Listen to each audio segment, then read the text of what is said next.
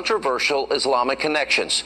Now, in 2010, according to the Post, Abedin, who was raised in Saudi Arabia, quote, arranged for then Secretary of State Hillary Clinton to speak alongside her hijab-wearing mother at an all-girls college in Jeddah, Saudi Arabia. Now, the Post continues that at no point in her long visit there, which included a question and answer session, did the so-called champion of women's rights protest the human rights violations that Saudi Arabian women suffer under Sharia laws that Abedin's mother actively promotes. Now, the Post goes on to report that Hillary Clinton, quote, also assured the audience of burqa-clad girls that not all American girls go around in bikini bathing suits.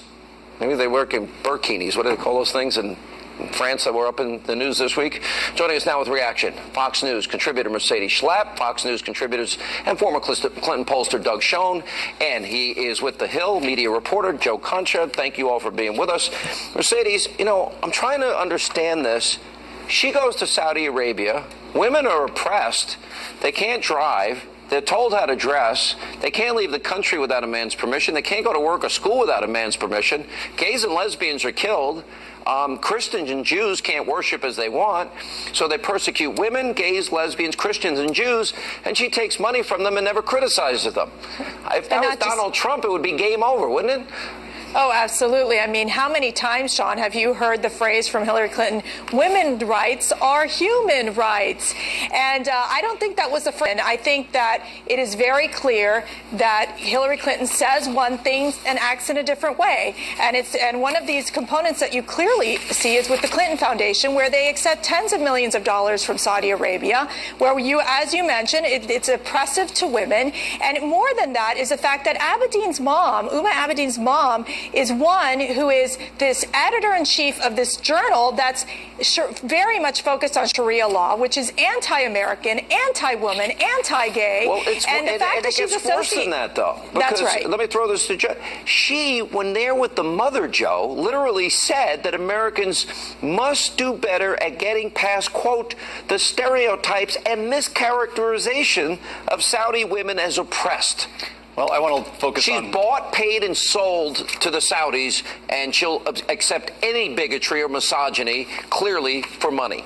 So I'd like to talk to Uma Abedin about this, Sean, but she doesn't do many interviews. I looked it up. She's done 2 interviews this entire year. Let me guess, Rachel Maddow. Not quite, no. Oh, okay, close. 2 weeks ago with Vogue magazine, and then back in May, not with the publication, but with the FBI. Those are the only 2 times she's done interviews this year. So if you want to go to the source to see exactly what happened with Uma Abedin, you're not going to get it directly from her. What about her 12 years that she was a part of this controversial magazine that, you know, had, let's put up on the screen here, where the magazine that her mother and brother and sister also worked out as well, where they argued against female empowerment. We'll put it up on a split screen here, where the same magazine pointed out that they rationalized domestic abuse. We'll put that up there.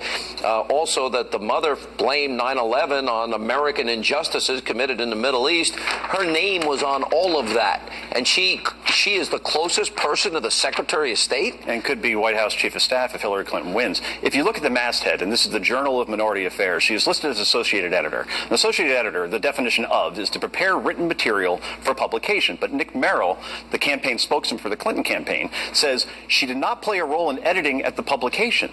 So if she's listed as an Associate Editor and she's not editing, then what exactly was her job there? Again, you can't go to the source about it. You know, Doug, you and I often agree on issues involving radical Islam. We do. And I would think, looking at this controversy involving Uma should be fired, correct?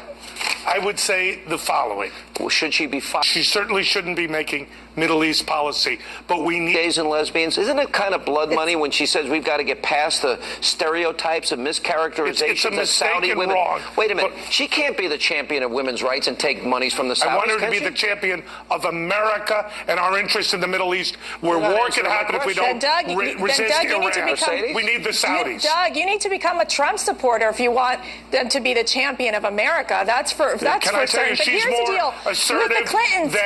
She is more assertive than Donald Trump. She doesn't have an America first policy, Mercedes. Didn't she sell out her principles for money to the Clinton Foundation?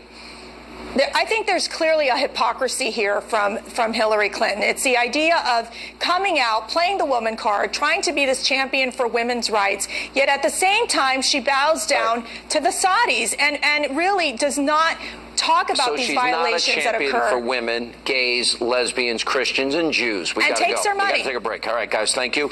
Coming up on the special edition of Hannity, we're going to show you part of Ainsley Earhart's interview with Eric Trump and his wife, and she'll join us in studio as we continue.